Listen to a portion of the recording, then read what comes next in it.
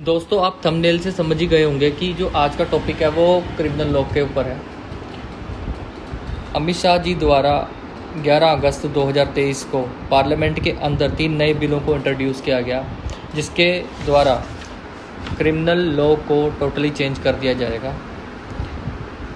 IPC, CrPC और evidence act जो कि क्रिमिनल लॉ का एक स्ट्रक्चर है, उनको रिप्लेस करके 3 नए बिलों को इंट्रोड्यूस किया जाएगा।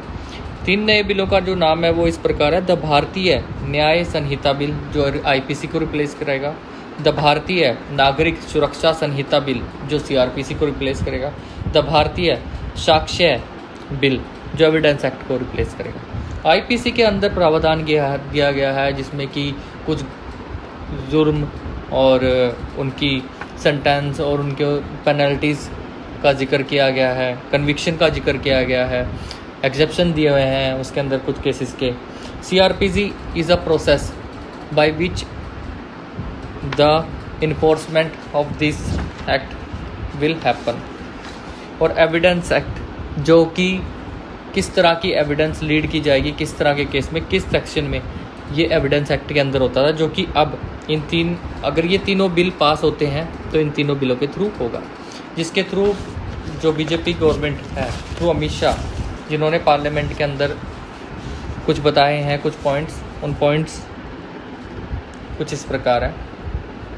अमित शाह जी द्वारा कहा गया है कि मॉब लिंचिंग के अंदर अगर कोई भी व्यक्ति किसी भी धर्म के नाम पर मॉब लिंचिंग करता है या किसी प्रकार की मॉब लिंचिंग करता है तो उसको 10 सेंटेंस दी जाएगी। डिजिटल सिस्टम अडॉप्ट किया जाएगा थ्रू दिस 3 एक्ट्स, जिसमें कि एफआईआर और जजमेंट जो कि पहले से ही ऑनलाइन आती थी थ्रू पुलिस पोर्टल और ई कोर्ट के पोर्टल पर, अब चार्जशीट भी ऐड कर दी जाएगी। और जो पूरा एंटायर ट्रायल है, जो पूरा केस चलेगा, वो चाहे वो क्रॉस एग्जामिनेशन हो, चाहे कोई विटनेस हो, चाहे वो किसी मुजरिम की पेशी हो, वो सब कुछ डिजिटलाइजेशन किया जाएगा, जिसके लिए वो अपना ऑलरेडी काम अपने डिजिटलाइजेशन करने के लिए कुछ काम कर रहे हैं। अमित शाह जी द्वारा ये भी बताया गया कि कुछ डिस्ट्रिक्टों में डिस्ट्रिक्ट वाइज ये अडॉप्ट किया जाएगा, डिस्ट्रिक्ट के अंदर कुछ कोर्ट्स होंगी, कोर्ट वाइज ये अडॉप्ट किया जाएगा। और अमित शाह जी द्वारा एक चीज़ और बताई गई कि अगर इंडिया के किसी भी कोने में किसी भी प्रकार का क्राइम होता है तो वहाँ पर 0 एफआईआर की जाएगी तुरंत, और उसके बाद उस एफआईआर को ट्रांसफ़र कर लोकल जहाँ पर ऑफेंस हुआ होगा वहाँ पर रजिस्टर किया जाएगा।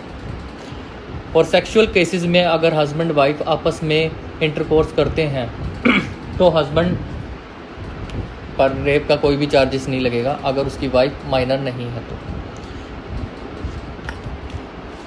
दोस्तों, आप सबको ये इन्फॉर्मेशन अच्छी लगी हो तो लाइक एंड सब्सक्राइब कीजिए। Thank you.